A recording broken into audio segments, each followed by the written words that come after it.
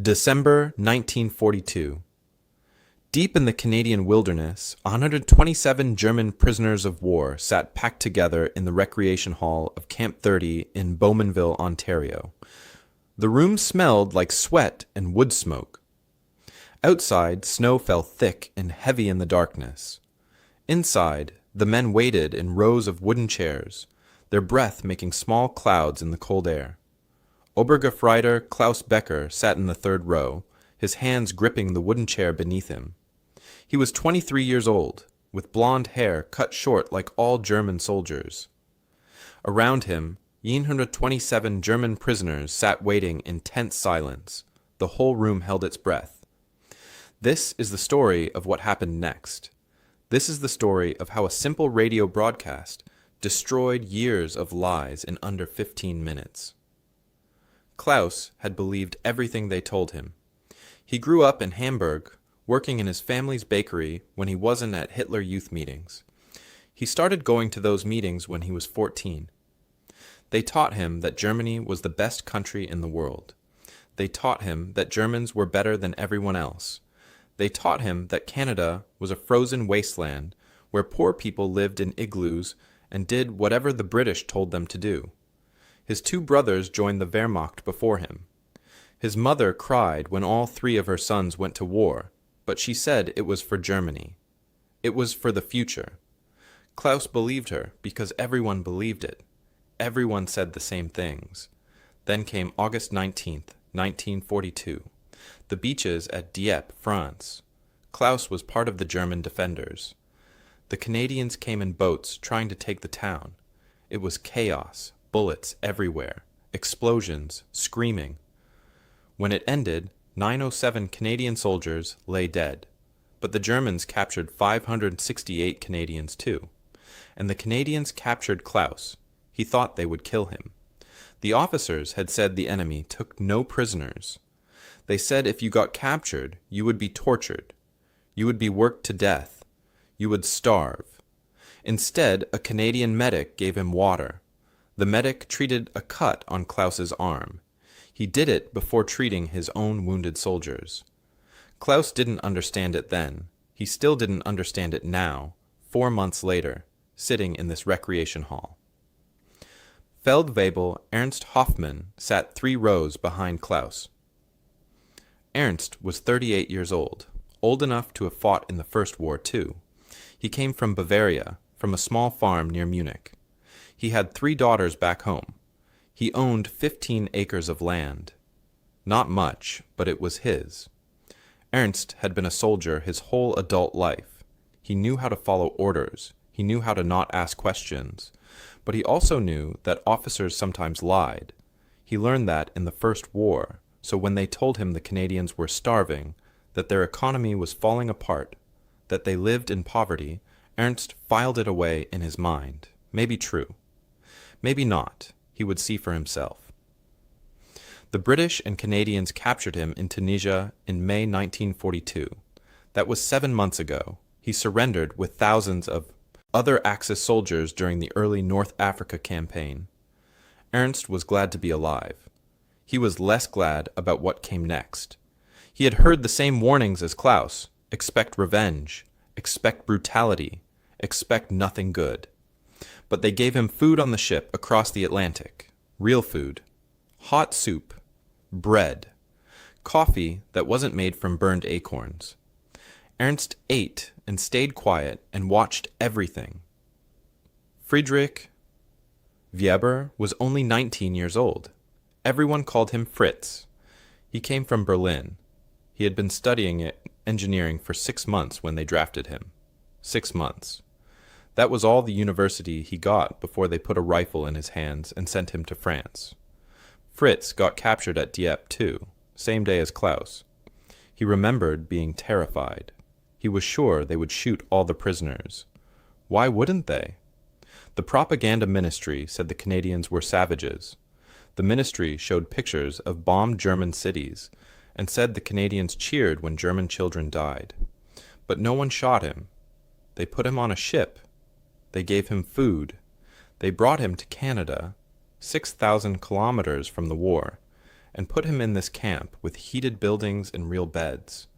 Fritz spent every day confused. This wasn't what anyone said would happen. This wasn't what the briefings promised.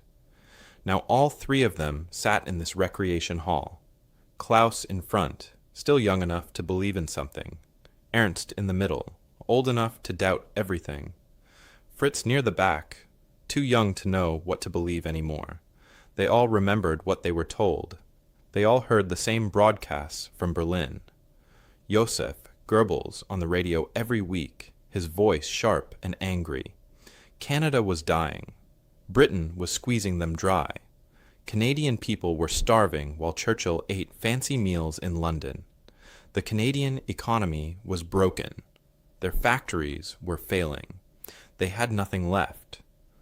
Already, in just a few weeks at camp, they had seen things that didn't match what they were told.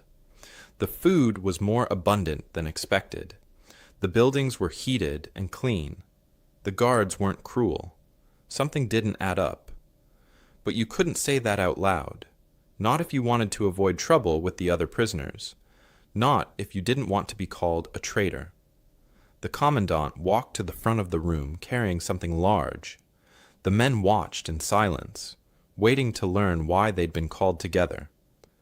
Klaus gripped the edge of his wooden chair. Ernst leaned forward 3 rows back.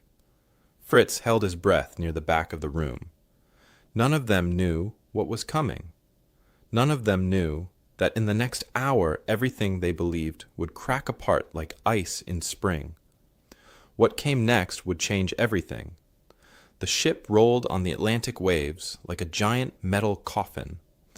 Klaus pressed his back against the cold steel wall and tried not to think about drowning. Below deck, 800 German prisoners packed together in what used to be a cargo hold. The air smelled like oil and sick men and the salt of the ocean. It was September 1942, and Klaus had been a prisoner for 3 weeks. He remembered the films they showed at Hitler Youth meetings. German U-boats sinking Allied ships, one after another. The narrators said 90% of Allied ships never made it across the Atlantic. They showed British sailors drowning in burning oil. They said the convoy system was failing. They said the Allies were losing the war at sea. But this convoy moved steady and calm. Klaus could hear the engines of other ships nearby. 10 ships, 20 ships, maybe more. He never saw a U-boat. He never heard an explosion. The convoy sailed on through gray water under gray skies, and nothing happened. The British and Canadian guards brought food twice a day. Hot soup, bread that was only 2 days old, real coffee, not the burned grain mixture they drank in the Wehrmacht. Klaus ate his portion and felt guilty. His brothers were still fighting. They probably had less food than this. Ernst noticed the same thing. He sat near the middle of the hold, watching everything. The guards ate the same food the prisoners ate. Same portions, same quality. In Ernst's experience, that meant something. It meant the guards weren't starving either. It meant there was enough food to go around. But Goebbels said Britain was starving her colonies. Goebbels said Canada had nothing left. On the 4th day at sea, a young prisoner named Werner got an infection in his hand. A small cut from barbed wire had turned red and swollen. The boy was 18, scared, running a fever. He thought they would leave him to die. Instead, the ship's medical officer came down to the hold, a Canadian captain with gray hair and tired eyes. He looked at Werner's hand under an electric lamp. He cleaned the wound. Then he gave Werner a shot of something. Sulfa drugs, he said in broken German. Antibiotics. Real medicine, not sawdust, not hope. Real medicine that actually worked. Werner's fever broke the next day. Klaus watched it happen and didn't know what to think. They were supposed to be the enemy. Why waste good medicine on the enemy?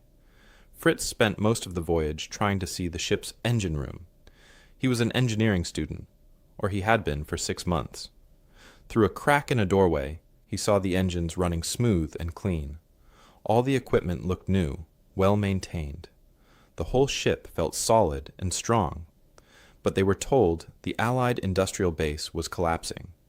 They were told British and Canadian factories couldn't keep up with demand. One night, Klaus couldn't sleep.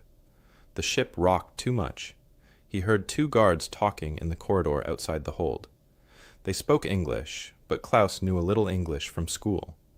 One guard complained about rationing back home. His wife was upset. She couldn't get enough sugar for baking.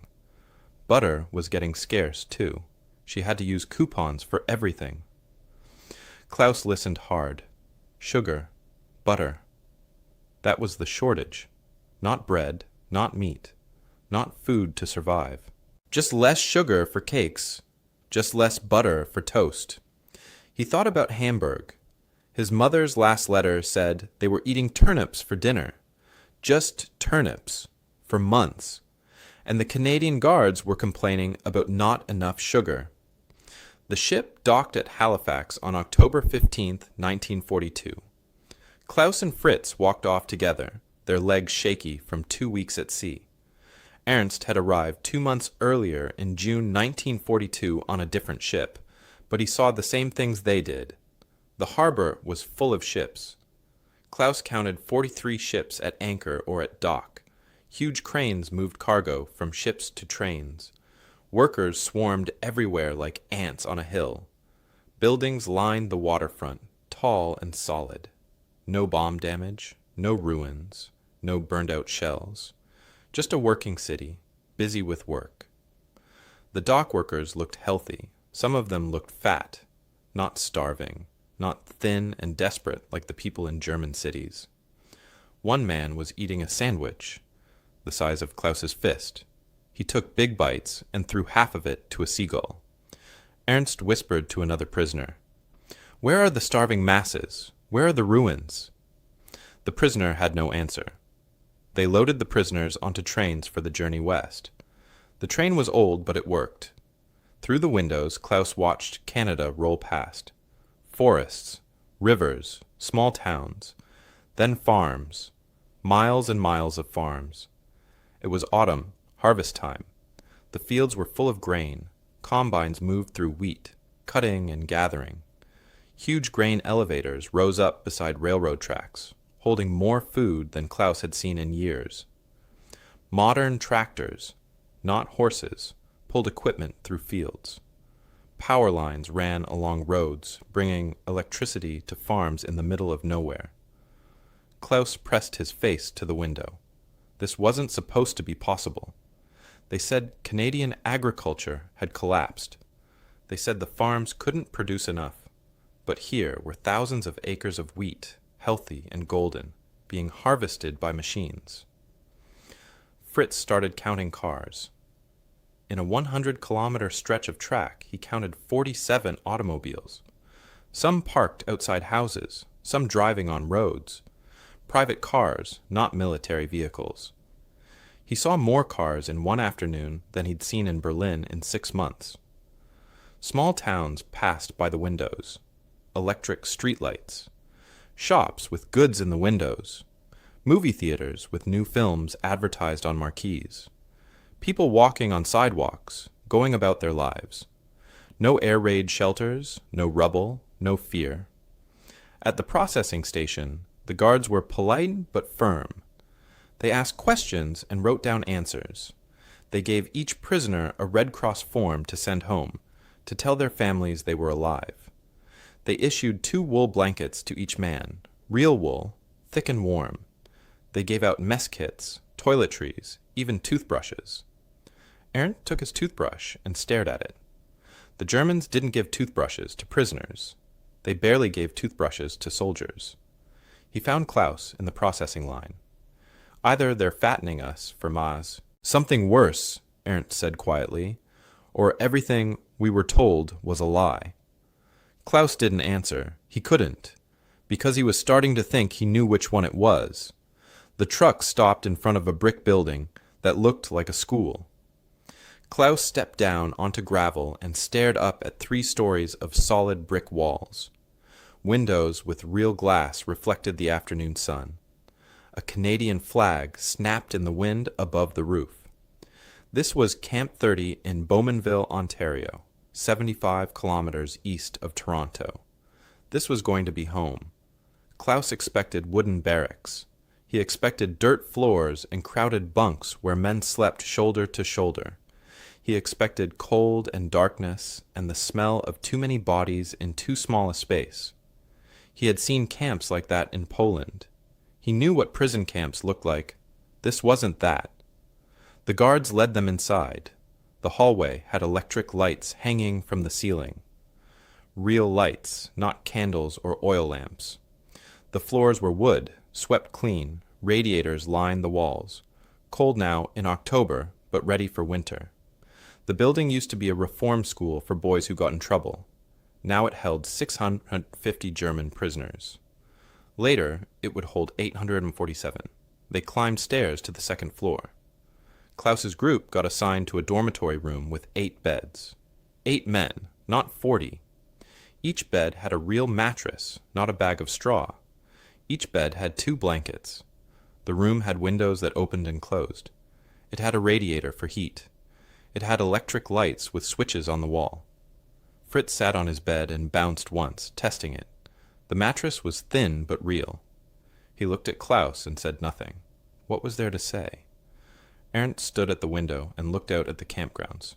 He could see a soccer field, a volleyball court. Other prisoners walking between buildings, not marching, just walking. Guards stood at posts along the fence, but they weren't pointing guns at anyone. They just stood there, watching, bored. This wasn't right. Something about all of this wasn't right. The dinner bell rang at 6 o'clock. Klaus followed the other prisoners down to the dining hall. Long tables filled the room, with benches on both sides. The kitchen smelled like cooking meat, real meat, not the mystery stew they got in the Wehrmacht. His stomach growled so loud the man next to him laughed. They lined up with metal trays. A Canadian cook in a white apron spooned food onto each tray. Klaus watched the portions pile up. Oatmeal, even though it was dinner. 2 eggs, bread with butter. Real butter, yellow and soft. A cup of coffee that smelled like actual coffee. He sat down and stared at his tray. This was more food than he got most days as a soldier. This was more food than his family got in Hamburg. He was a prisoner, and he was eating like a king. Fritz leaned over and whispered, "I think they made a mistake. This can't be for us." But it was for them. Every day. 3 times a day. The camp gave each prisoner 400 calories of food every single day. Klaus used to get 2,200 calories in the Wehrmacht, and that was on good days. Here, lunch was meat stew with vegetables and potatoes and fruit. Dinner was roast pork or roast beef, 150 grams of meat, with bread and cheese and sometimes cake for dessert. Klaus wrote a letter home that night. He tried to tell his mother what the food was like. He tried to explain the beds and the heat and the electric lights. But he knew she wouldn't believe him. He knew it sounded crazy. So he crossed it all out and wrote instead, "The food is adequate. We are treated according to the Geneva Convention." The censors would let that through. The truth would not. The camp had a medical building with 12 beds. A real doctor worked there, a Canadian captain named Williams. The building had an X-ray machine. Klaus saw it through the window. An X-ray machine in a prison camp. For prisoners. For the enemy. The library had over 800 books on shelves. Some in English, some in German. The Red Cross donated them. Local Canadian families donated them too.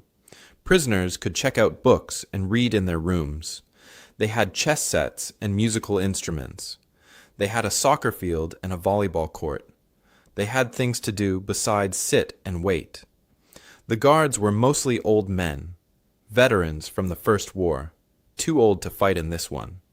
Sergeant MacDonald was 54 years old from Nova Scotia. He had fought Germans at Vimy Ridge in 1917.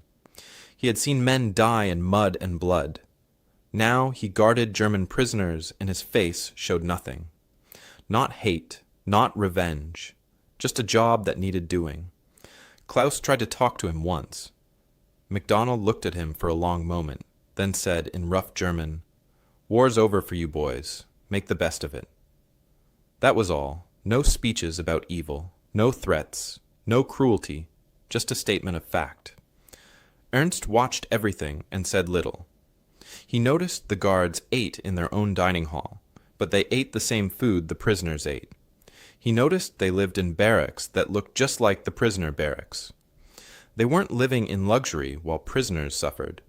They were just men doing a job, living simply, following orders. At night, in the dormitory, the prisoners talked in whispers. Some said it was all a trick. They were being fattened up for forced labor in mines. They would work until they died. This kindness was temporary, meant to soften them for interrogation. Others weren't sure. The evidence kept piling up. The food, the beds, the medical care, the books, the sports. None of it fit what they were told to expect. Klaus lay in his bed on the 7th night and wrote in a small diary he kept hidden under his mattress. The pencil was stub from a Canadian guard who dropped it. The paper was from a torn Red Cross form. He wrote in tiny letters, "Day 7, still waiting for the cruelty to begin." But somewhere deep inside, in a place he didn't want to look at yet, Klaus was starting to think the cruelty wasn't coming. The cruelty was what they left behind. The cruelty was the lies. November came cold and gray. The camp commandant announced that prisoners could work on local farms if they wanted. It was voluntary. They would get paid 20 cents per day in camp vouchers. They could use the vouchers to buy cigarettes and candy and small things from the camp store. Klaus signed up. He missed being outside. He missed working with his hands. The guards assigned him to the Stevenson farm, 8 kilometers from camp. A truck took him and 5 other prisoners there every morning at 7. The farmhouse sat on a small hill surrounded by fields. It was white with green shutters and a porch that wrapped around 2 sides. Klaus walked up to the door that first morning, and Mrs. Stevenson came out to meet them. She was 62 years old with gray hair pulled back in a bun. She showed them what needed doing and sent them to work. At noon, she called them in for lunch. Klaus stood in the doorway and stared. The kitchen had a radio on the counter. A real radio playing music. The sink had running water that came out hot or cold, depending on which handle you turned. An electric refrigerator hummed in the corner. A telephone hung on the wall, black and shiny. Mrs. Stevenson made them chicken sandwiches with fresh bread. She cut slices of apple pie and poured glasses of cold milk. She set the food on the table and told them to sit and eat. Then she said something Klaus would never forget. "You boys are someone's sons," she said, her English slow so they could understand. "War's not your fault." Klaus ate his sandwich and didn't know what to say. His mouth was full, but his mind was empty. This woman should hate him. Her country was fighting his country. Canadian boys were dying because of Germany. But she made him lunch and called him someone's son. Ernst got assigned to a lumber camp with 35 other prisoners. They cut timber for the war effort, big trees that would become ships and buildings and crates. Ernst expected hand saws and axes and old tools. He expected hard work with simple equipment. Instead, the Canadian foreman showed them power saws, electric chainsaws that cut through wood like butter, modern equipment that did in minutes what would take hours by hand. The Canadians weren't using primitive tools. They were using the newest technology, even this far from any city. The foreman was a Chinese man named Mr. Chen. He immigrated to Canada in 1920, he told Ernst through a translator. He owned a house in town. He had 2 sons fighting in the Canadian Army right now, somewhere in Europe. Maybe fighting Germans, maybe fighting Ernst's old unit. Ernst stood in the forest and thought about that. A Chinese man in Canada owned property, had a good job. sent his sons to fight for Canada like they belonged there. Back in Germany, Jews couldn't own property anymore. They couldn't have jobs. They couldn't be part of society. And here was Mr. Chen, from the other side of the world, more free in Canada than Ernst had ever been in Germany. Fritz stayed in camp on maintenance duty. He knew about electrical systems from his engineering studies. The camp needed someone to fix lights and outlets and wiring. They gave him tools and let him work. One day, he had to repair an outlet in the camp administrator's office. He worked quietly while the administrator did paperwork at his desk. The telephone rang. The administrator picked it up and talked to his wife. Fritz understood enough English to follow the conversation. The administrator was complaining about Christmas shopping. His wife wanted to buy too many presents. The war bonds were expensive. Everything cost money. But he was talking about buying presents, plural, about shopping for Christmas like it was normal, like there was no war. Fritz finished the repair and left. He walked back to his dormitory in a daze. In Berlin, there was no Christmas shopping. There were no presents in stores. There was nothing to buy even if you had money. The prisoners tried to write letters home. The censors read everything, both the Germans and the Canadians. So the prisoners learned to be careful with words. Klaus wrote to his mother, "The food here is adequate. We are treated according to the Geneva Convention. I am safe and healthy. I think of you always." What he wanted to write was, "Mother, everything they told us was lies. These people live like kings. We were wrong about everything." Ernst wrote to his wife Maria, "Tell the girls their father is safe and thinking of them daily. The work is not too hard. I am well." What he wanted to write was, "Maria, I pray Germany surrenders soon. Every day this war continues is a waste. We cannot win against this." Fritz kept a hidden diary instead of writing letters. His parents were dead, killed in a bombing raid. He had no one to write to, so he wrote to himself. "I counted 23 automobiles in Bowmanville today. Private cars, just regular people driving to work or to shop. In Berlin, only Nazi officials have cars. What does that mean? What does any of this mean?" The evidence kept piling up like snow in winter. The prisoners noticed everything now. They couldn't help it. The camp kitchen had electric refrigerators and industrial ovens and hot running water. The medical building had modern surgical equipment and real medicine, penicillin, sulfa drugs, medicine most German civilians couldn't get. The prisoners talked among themselves in the dormitories at night. Klaus told Ernst about Mrs. Stevenson's kitchen. Ernst told Klaus about Mr. Chen owning a house. Fritz told them both about the administrator buying Christmas presents. An older prisoner who fought in the First War said, "In the last war, we starved in the camps. We ate rats. We died of disease. This is different." Some prisoners refused to believe it. They said it was all for show.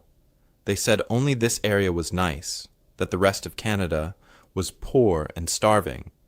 They said to wait until winter, then the truth would come out. But winter came and nothing changed. The radiators kept the buildings warm. The food kept coming.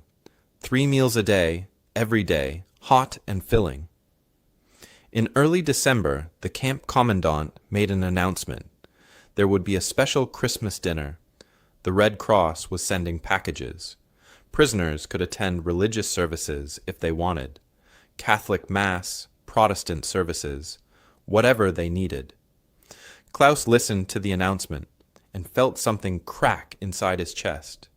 They were allowed to practice their faith, to celebrate Christmas, to be treated like human beings.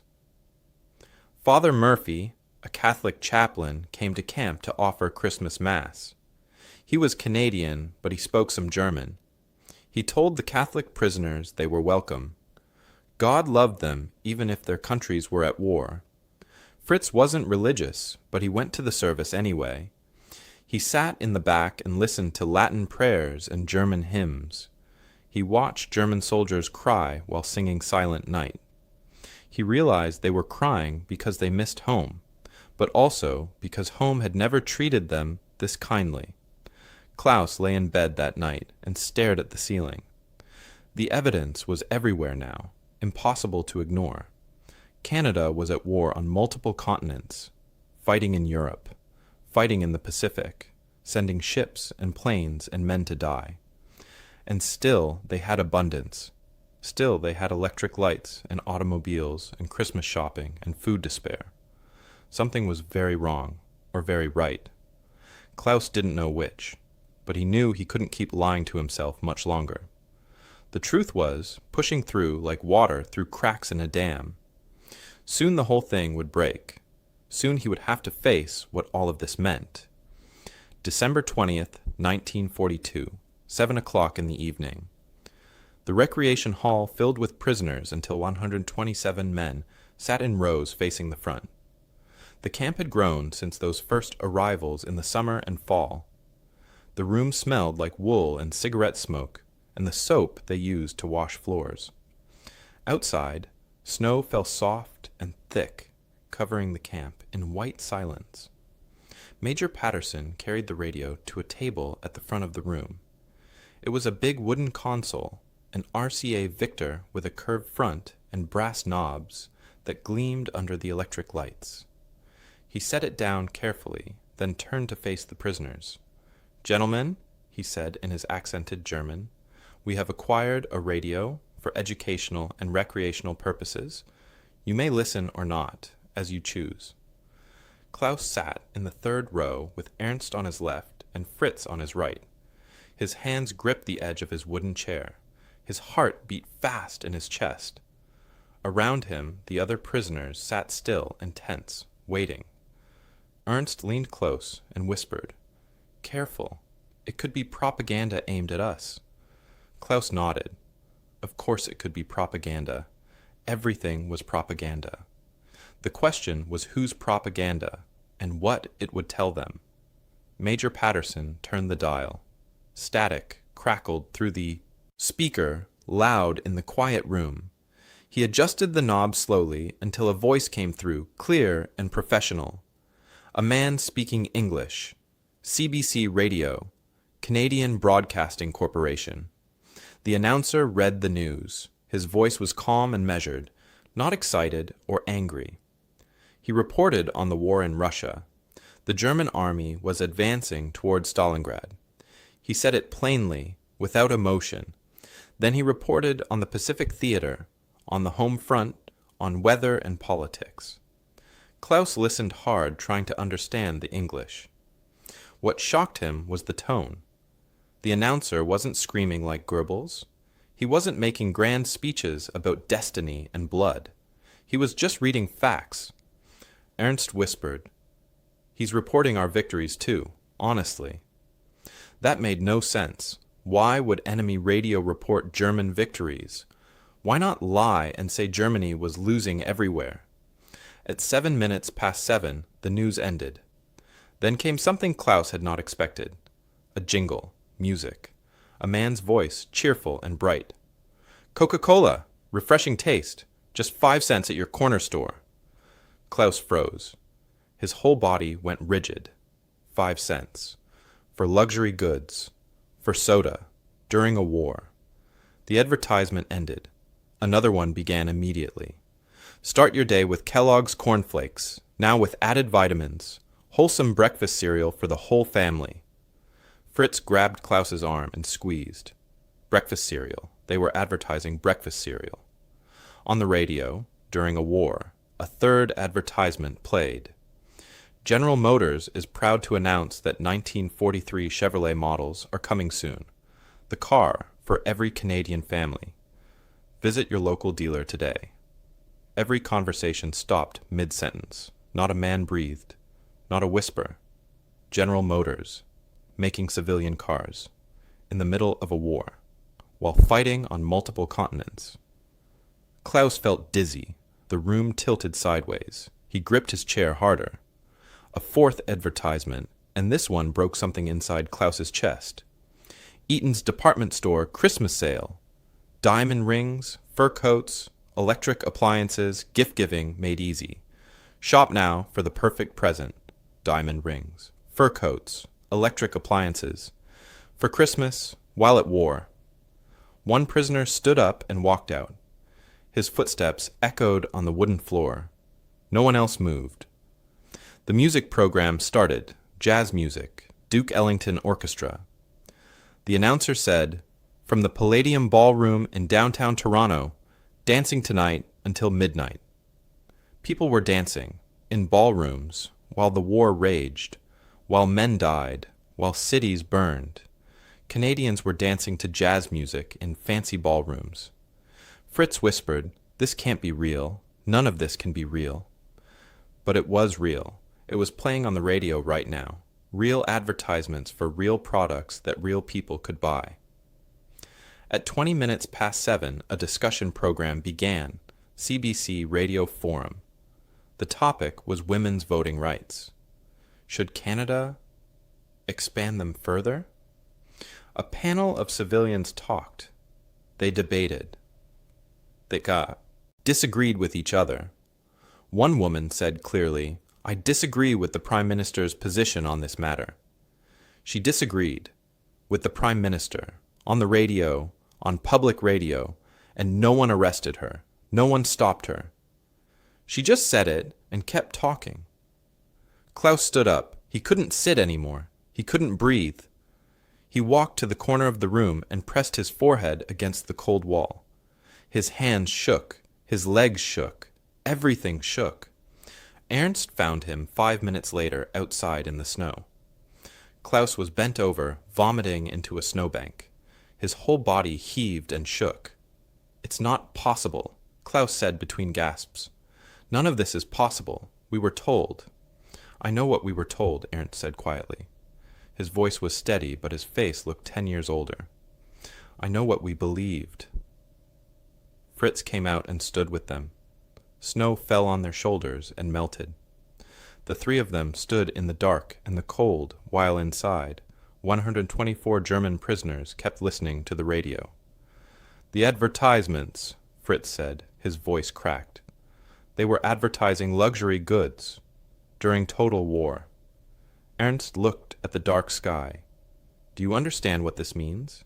Canada is fighting on multiple continents, sending ships and planes and men, and they still have enough industrial capacity to make Coca-Cola and sell it for 5 cents. They still have enough abundance to advertise fur coats and diamond rings." Klaus straightened up. His mouth tasted like acid. "My brother wrote that they're eating turnips in Hamburg. Just turnips, for months. And here they're advertising Coca-Cola for 5 cents.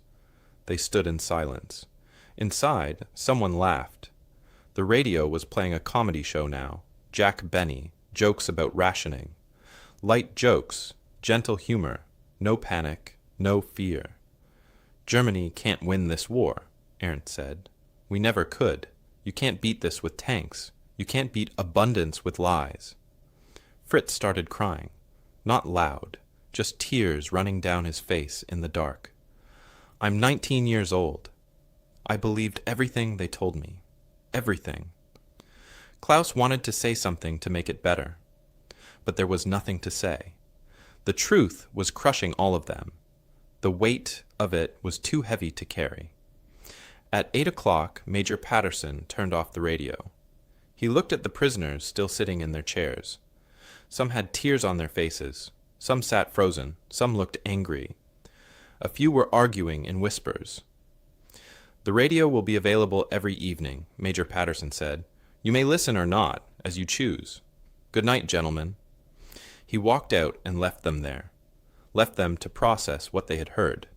Left them to face what it meant. That night the dormitories buzzed with voices until 2 in the morning. Arguments erupted between men who still believed and men who couldn't believe anymore. Shouting, accusations. Someone called someone else a traitor. Klaus lay in his bed and wrote in his hidden diary with a stub of pencil, his hand, his shook so badly the words came out crooked. December 20th, 1942. Everything I believe died tonight. I don't know what I am anymore. Ernst lay awake 3 beds away, staring at the ceiling. He thought about his daughters eating watery soup in Bavaria. He thought about his friends who died in Africa. He whispered to the dark, I fought for a lie. They all died for a lie. Fritz pulled his blanket over his head and cried into his pillow. He was 19. He had believed with his whole heart, and now his heart was broken and he didn't know how to put it back together. The radio had been on for 1 hour, just 1 hour, and it destroyed years of lies in 127 men. The camp split into 3 groups in the days after the radio broadcast. About 30% refused to listen to the radio again. They were the true believers, former SS members, officers who had sworn oaths to Hitler. They said the radio was sophisticated propaganda. The advertisements were fake. The abundance was an illusion meant to break their spirits. Hauptmann Schneider led this group. He was a captain, older than Klaus, harder than Ernst. He gathered the true believers in a corner of the recreation hall and told them to stay strong. Germany has wonder weapons coming, he said. Secret weapons that will turn the tide. We will win. Trust the Führer. About 50% of the prisoners couldn't deny what they heard. Ernst became the informal leader of this group without trying. Men came to him with questions because he was older, calmer, less emotional than the younger soldiers. They wanted to understand what it all meant. The rest fell somewhere in between. Klaus was one of these. He wanted to believe the old propaganda, but couldn't make the pieces fit anymore. He lay awake at night trying to find explanations that would let him keep believing. But every explanation fell apart when he thought about 5-cent Coca-Cola and diamond ring advertisements during Total War. Klaus kept working at Mrs. Stevenson's farm. One morning he gathered his courage and asked her a question. His English was getting better. He could make simple sentences now. Is the radio real? He asked. The advertisements? Mrs. Stevenson looked at him for a long moment. Then she went into the house and came back with a thick catalogue. Eaton's department store. She handed it to him. Klaus flipped through 600 pages of consumer goods. Bicycles, radios, clothing, furniture, toys, jewelry, all available for purchase.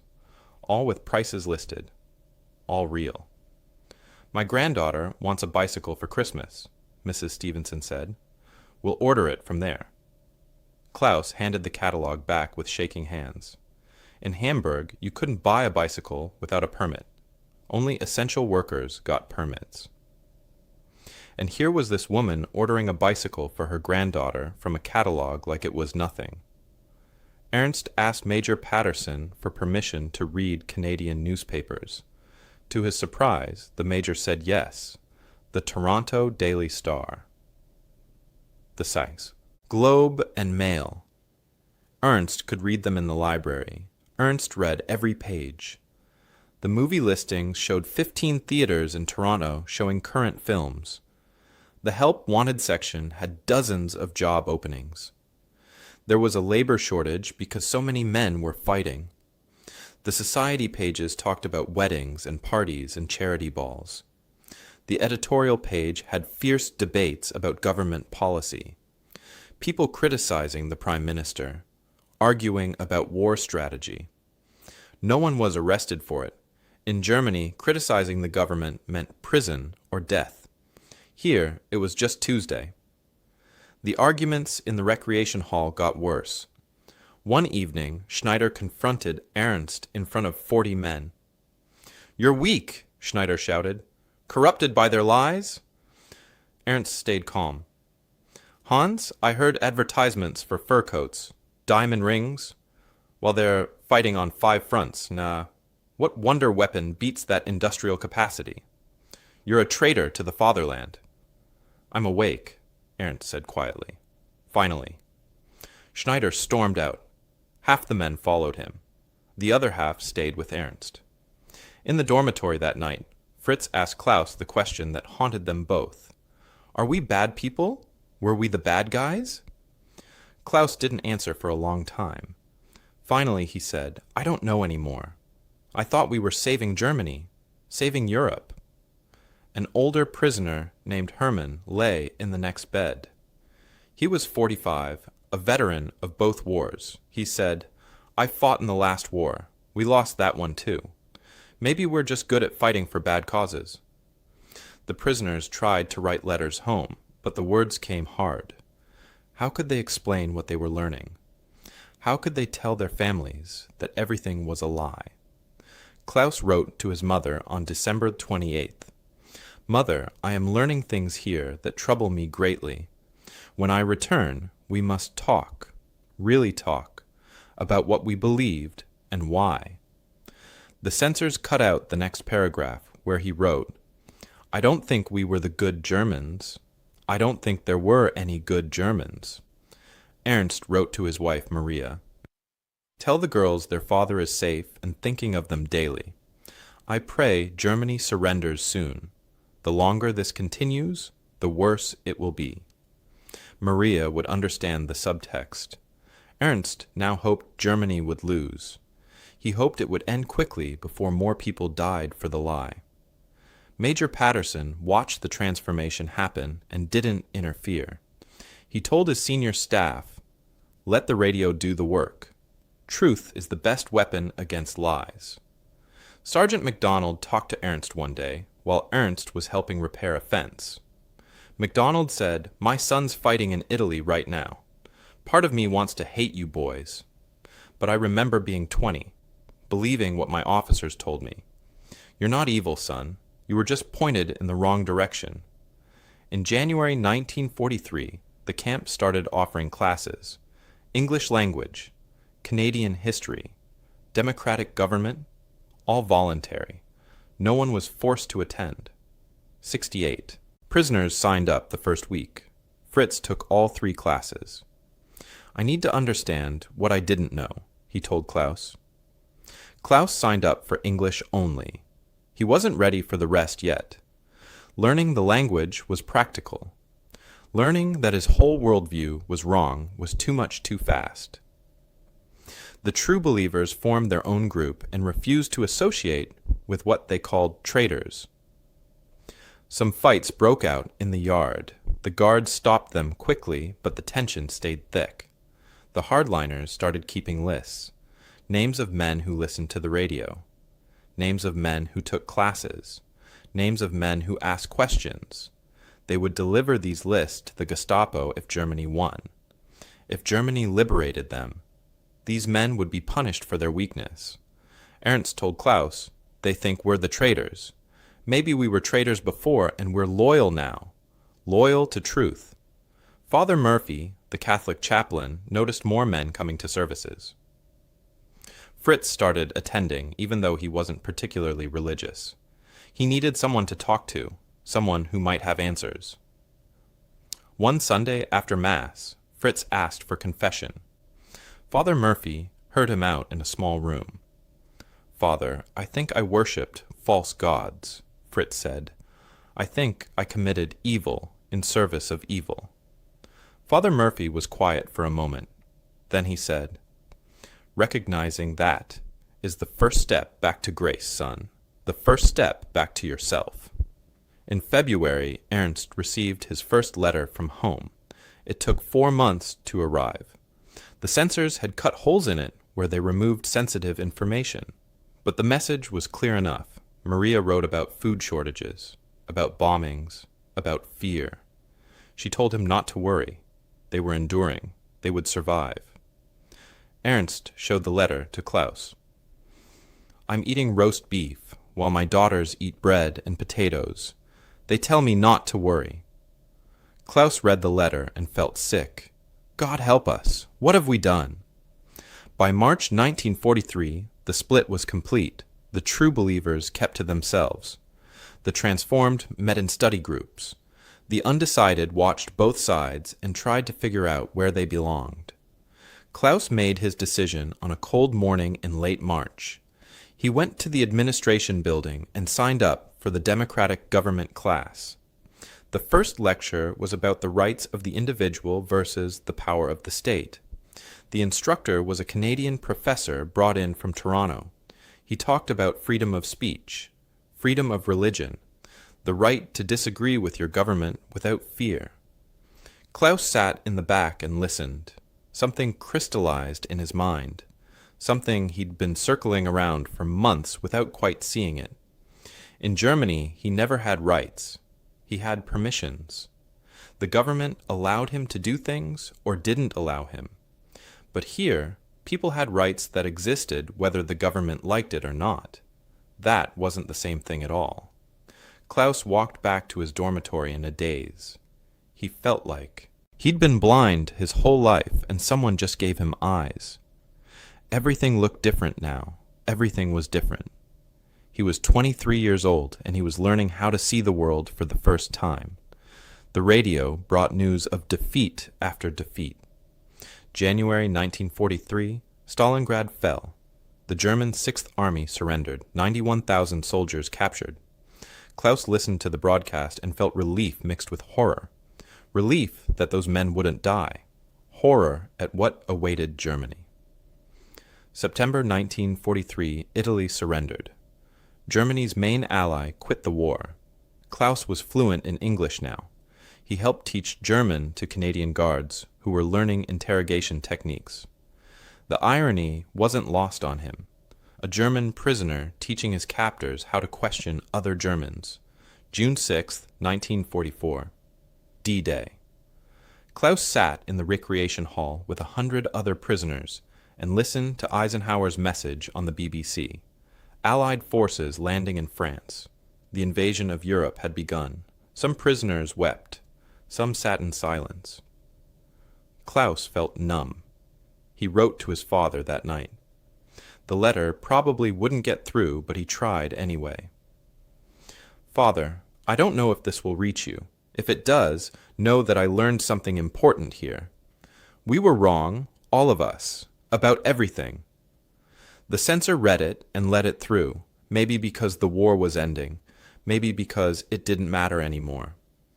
Ernst applied to stay in Canada through the agricultural labor program. The government was letting some prisoners stay if they had useful skills. Ernst knew farming. He'd worked on Mrs. Stevenson's neighbor's farm for 2 years. The neighbor wrote him a reference letter. Ernst filled out the forms and waited. He wrote to Maria in May 1944. When you and the girls can come, I want us to start over here. Germany will take generations to heal. We can have a life here, a real life. Fritz was 22 now. He'd spent his entire adult life either in Nazi Germany or in this Canadian camp. He had no memory of a free Germany, no memory of a Germany without Hitler. He told Ernst one night, I have no homeland, just a place I came from and a place I might stay.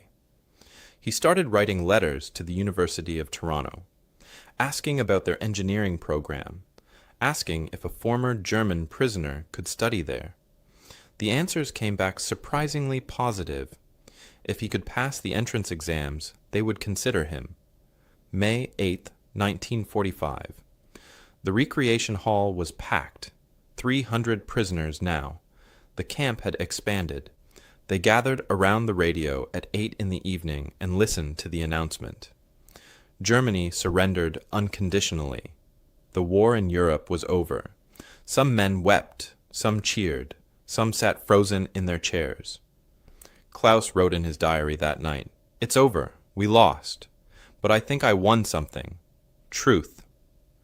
The repatriation process started slowly. 847 prisoners in this camp alone. 35,000 German prisoners across all of Canada. The government needed to process everyone. Decide who could stay, who had to go, who wanted what. Ernst got approval to stay. His family could come join him in 1947 if they survived until then. He would work on a farm in Ontario, save money, build a life. He was 41 years old, not too late to start over. Fritz got accepted to stay too. He would work for a year to save money, then start university in 1947. The Canadian government would help pay for it through a veterans' education program, even though he fought against them. Klaus chose to go home. His mother was still alive as far as he knew. One brother, too, he needed to see them, needed to make sure they survived. Then maybe he would come back to Canada. Maybe. Major Patterson gave a speech the day before the first group left. He stood at the front of the recreation hall one last time and looked at the men he'd guarded for 4 years. Gentlemen, you came here as enemies. You leave as, well, that's for you to decide. Some of you will return home, some will stay. But you'll all carry something back to Germany. The knowledge that we were never your real enemy. Your leadership was. Sergeant MacDonald found Ernst in the yard that afternoon. His son had come home from Italy missing a leg but alive. MacDonald told Ernst about it. Part of me wants to blame you, MacDonald said. But you boys were lied to, same as we were lied to in the last war. Hope you find peace, son.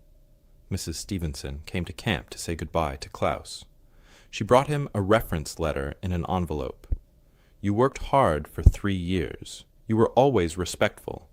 If you need this, wherever you end up, you have it. Klaus took the train to Halifax in July 1946, the same route in reverse, through Ontario farmland, through Quebec, seeing Canada one last time. It looked prosperous and peaceful. People were rebuilding, moving forward, optimistic about the future. Klaus thought, this is what peace looks like. Will Germany ever look like this? The ship from Halifax to Bremen carried 800 former prisoners. They talked endlessly about what they would find, what was left, who survived. Klaus met Fritz on deck. Fritz was going back to get his mother if she was alive, then bringing her to Canada. I'm going to check on my family, Klaus said. Then I don't know. Bremen Harbor in August 1946 was barely functioning. 60% of the city lay in ruins, bombed buildings, rubble in the streets, British occupation forces everywhere. Klaus stepped off the ship and stared. This was Germany. This was home, destroyed. The British were rationing food at 1,200 calories per day. Less than Klaus ate as a prisoner. He'd been living better in a Canadian camp than free Germans were living now. The train to Hamburg took 6 hours. It should have taken 3, but the tracks were damaged in places. Klaus stared out the window at burned cities and destroyed bridges and fields that should have been planted, but weren't. He found his mother in a bombed apartment building. 3 families sharing what used to be one family's home. His mother was 52 but looked 70, thin, gray, tired. His brother was there too. The other brother died at Kursk. His mother's first words were, "You look healthy. God, you look so healthy." Klaus realized she was starving, not dramatically, not dying, but slowly starving on British rations that weren't enough. He showed them photos from Canada, pictures he'd been allowed to keep, the camp, the dining hall, the farm. His mother looked at the dining hall photo and cried. His brother saw it too. "That's where you were imprisoned? That's where I ate better than I ever did in the Wehrmacht," Klaus said. "Better than you ate here?" His mother wept into her hands. What did they do to us? What did we do to ourselves? Klaus stayed in Hamburg for 3 weeks. He saw the ruins. He saw the hunger. He saw people living in cellars and bombed buildings. He saw children playing in rubble. He saw Germany destroyed. And he knew with absolute certainty, Germany had done this to itself. All of it. The lies led here, to this, to ruin and hunger and shame. He filled out the papers to return to Canada in 1949. It would take 3 years, but he would go back. He would start over. He would build a life in a place that told the truth. Klaus returned to Canada in 1949. He was 30 years old and starting over. He settled in Bowmanville, the same town where the camp had been. People asked him why. Why go back to the place where he'd been a prisoner? Klaus said it was because Bowmanville was where he learned to see clearly. It was where the lies died and the truth lived. He worked construction during the building boom. Canada was growing fast after the war. New houses, new schools, new everything. Klaus was good with his hands, and he worked hard. By 1952, he had enough money saved to think about a future. He met Margaret at the public library. She was a librarian, quiet and kind, with brown hair and eyes that smiled before her mouth did. They talked about books. Then they talked about everything else. He told her he'd been a prisoner at Camp 30. She said she knew. Everyone in town knew. She didn't care about the past. She cared about who he was now. They married in 1952, had 3 children by 1960. All of them grew up speaking both German and English. Klaus taught them German at home, but never taught them to think like Germans. He taught them to question, to ask why, to never believe something just because someone in power said it was true. He never joined the German Canadian clubs in town. People invited him. There were other former prisoners who stayed, other German immigrants. They wanted to keep their culture alive. Klaus always said no. "I'm Canadian now," he told Margaret. "That other thing, that Germany I came from, it doesn't exist anymore. Maybe it never did." Ernst's family came to Canada in 1947. His wife Maria and 3 daughters stepped off a ship in Halifax, and Ernst was there waiting.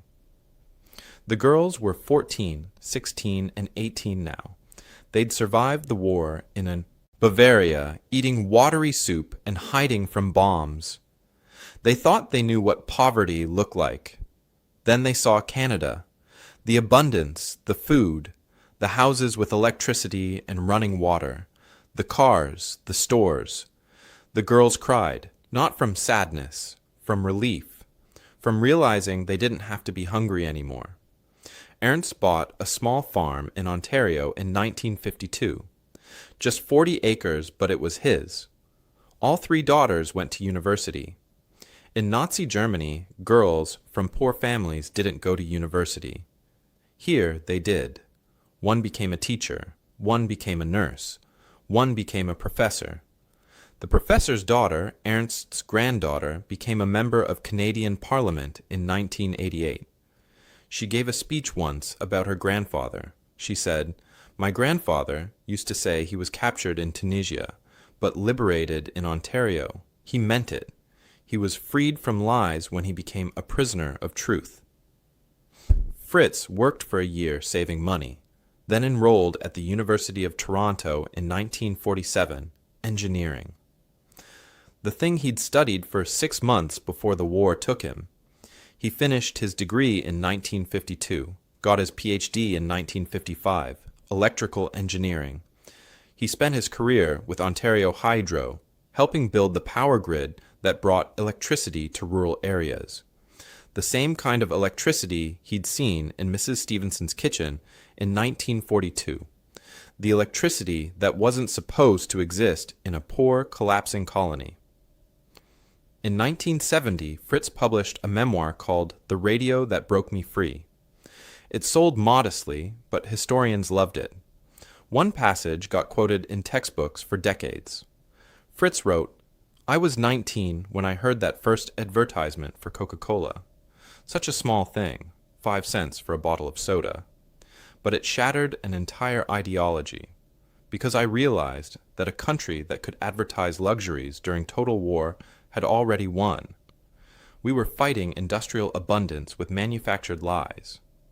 In 1967, a Veterans Association organized a reunion at the former site of Camp 30. The camp was gone now, turned into houses and apartments, but they put up a marker where the recreation hall used to be. 67 former prisoners came, some from across Canada, some from the United States, some flew in from Germany. Ernst came with his whole family. Fritz came with his wife. Klaus came with Margaret and their 3 kids. Major Patterson came too, retired now, and 72 years old. He walked with a cane, but his mind was sharp. Sergeant MacDonald had died in 1963, but his son came, the one who lost his leg in Italy. Klaus gave a speech. He stood where the recreation hall used to be and talked to the crowd of old men and their families. I was 23 when I arrived here as a prisoner. I believed I was the victim of propaganda. I was, but it was my own side's propaganda. What I learned here was simple. The enemy wasn't across the ocean. The enemy was the lie, and the truth set me free, even in captivity. People applauded, some cried. Ernst shook Klaus's hand and said, "You said it better than I could." The original RCA Victor radio was donated to the Bowmanville Museum in 1975. Someone found it in storage and realized what it was. They put it on display with a plaque. The plaque read, "This radio, playing simple CBC broadcasts in December 1942, did more to change minds than any interrogation. Truth needs no force." Klaus visited that radio every year until he died. He would stand in front of it for a few minutes, not saying anything, just remembering the boy he was, remembering the moment everything changed. Historians studied the Canadian POW camps for decades. The numbers were striking. Of 35,000 German prisoners held in Canada, about 6,000 stayed permanently. Many became business owners, teachers, engineers, community leaders. Their children and grandchildren became doctors and lawyers and politicians. A university study in 1985 found that POW camps with radio access showed 73% faster ideological reorientation than camps without radios. The power wasn't in anti-German propaganda. It was in normal programming, normal life, normal advertisements. The truth was the weapon. In 1990, a graduate student interviewed Klaus for a thesis project. Klaus was 71 years old, still living in Bowmanville. Margaret had died 2 years before. He missed her every day, but he was okay. His children visited, his grandchildren called. The student asked, "Mr. Becker, you were a Hitler Youth, a true believer. What single moment changed you?" Klaus was quiet for a long time. Then he said, "December 20th, 1942, 7 p.m., a radio commercial for Coca-Cola. 5 cents. He paused, looked out the window, continued. "You have to understand what that meant. I'd been taught Canada was starving, collapsing, desperate. And here was this cheerful voice selling soda pop for pocket change, luxury, during wartime, while advertising. It wasn't the news that broke me. News can be propaganda. It was the advertisements. You can't fake an economy of abundance. You can't fake 5-cent luxuries during total war unless you actually have them. That's when I knew everything was a lie." The student asked, "Are you bitter about being captured?" Klaus shook his head. "I was imprisoned my whole life until I got to that camp. The barbed wire in Bowmanville couldn't keep me trapped like the lies in Germany did. That radio set me free. What do you want people to learn from your story?" Klaus thought about that. That propaganda dies in the light. That abundance beats authoritarianism. That truth is the most powerful weapon. And that 5 cents for a Coca-Cola can mean more than 1,000 tanks because it represents a society so strong it can afford frivolity during war. We never stood a chance. Not against that. Not against truth. Klaus died in 1992 at age 73. His funeral was in Bowmanville. His children buried him there. The town he'd been a prisoner in. The town that became his home. Before he died, he visited the museum one last time, stood before that old radio, put his hand on the wooden console, whispered in German, then in English, "Thank you for lying to me better than my own country did. Thank you for telling me the truth." The radio sits in that museum still, silent now. Its work done decades ago, but the lesson remains. Truth requires no force. Lies require an empire.